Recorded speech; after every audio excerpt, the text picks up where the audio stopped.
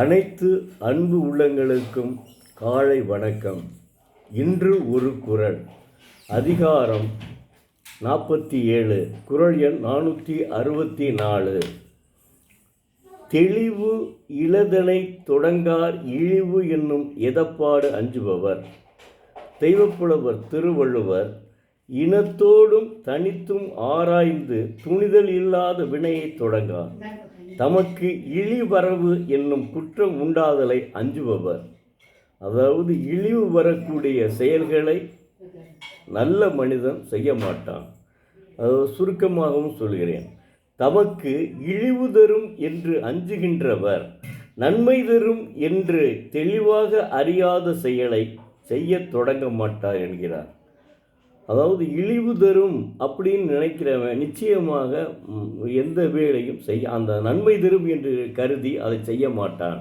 உதாரணத்திற்கு வச்சுக்கணுமே, இப்போ ஆன்லைனில் ரம்மி விளையாடுறாங்க.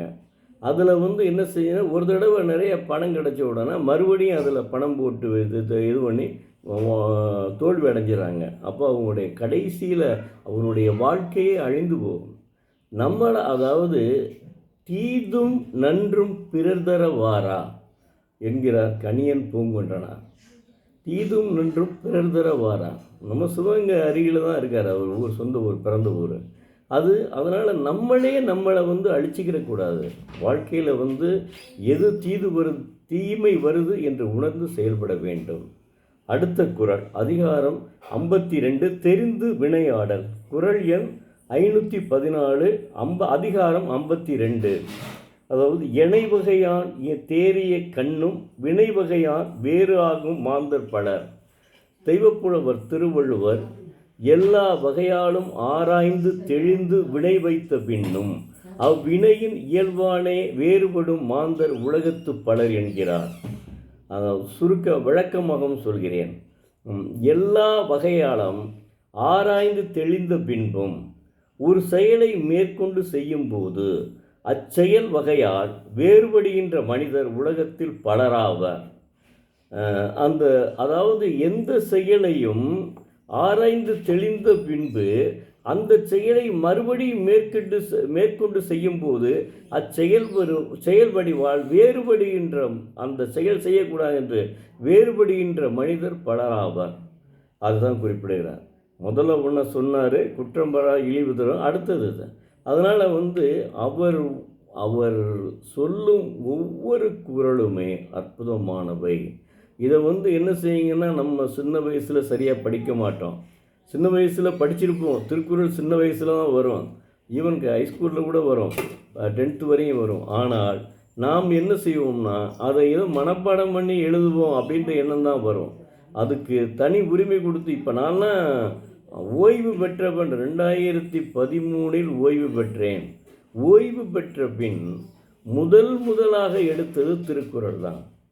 1330 குறள்களையும் படித்தவுடன் என்னுடைய உள்ளம் மனம் மாறியது. மனம் போன போக்கில் மனிதன் போகக்கூடாது. மனம் என்ன சொல்லுதோ அதுபடி செய்யக்கூடாது. நாம் அதனை சிந்திக்க வேண்டும். சிந்தனையுடன் அதை நம்ம எப்படி செய்ய வேண்டும் என்று வேறுபட வேண்டும். இப்போ நான் முதல்ல வேலை பார்த்தேன், கணக்கலுவலராக பணிபுரிந்தேன். பல வேலைகளில் பணிபுரிந்து கடைசியாக கணக்கு அலுவலர், அக்கௌண்ட்ஸ் ஆஃபீஸராக தான் ஓய்வு பெற்றேன். அதற்கு பின்பு என்ன செஞ்சேன்னா, இனி என்ன செய்யலாம், எங்கள் டிபார்ட்மெண்ட்டிலேயே கொஞ்சம் சேலரி தரணும் அப்படின்னு சொல்லிட்டு கன்சாலிடேட்டட் பே சொல்லி அப்ளிகேஷன்லாம் கொடுத்துருந்தாங்க. நான் அதுக்கு போடவே இல்லை. இனிமேல் அங்கே போய் வேலை பார்க்குறது நல்லதில்லை அப்படின்னு சொல்லிட்டு நான் சும்மா தானே இருக்கும், நம்ம ஒரு எழுத்தாளர் ஆகும் அப்படின்னு சொல்லிட்டு எழுத்தாளர் ஆனேன். இப்போ 7 புக்கு எழுதி முடித்து வெளிவந்துருச்சு. 8வது புக்கும் டைப்பில் இருந்துகிட்ருக்கு. அது எல்லாமே நாவல் தான். முதல்ல உள்ளது தான் கட்டுரை, மற்ற எல்லாமே நாவல் தான். அதனால் வாழ்க்கையில் மனிதன் இப்போ என்னுடைய உறவுகள் நேற்று நான் சாமி கும்பிட போயிருந்தோம் குலதெய்வத்துக்கு. அங்கே என்னுடைய சகோதரனுடைய பையன் குரூப் 2A பாஸ் பண்ணிட்டான். அந்த பையனுக்கு ஆரம்பத்தில் இருந்தே டிஎன்பிசியில் நம்ம பாஸ் பண்ணணும் அப்படின்னு ஒரு வெறித்தனத்தில் இருந்திருக்காப்புல. அந்த எண்ணத்தில் இருந்ததுனால அவன் வந்து கண்டிப்பாக எழுதி பாஸ் பண்ணிட்டாப்புல. இது மட்டும் இல்லை, இது குரூப் 2A தான் பாஸ் பண்ணியிருக்காப்புல.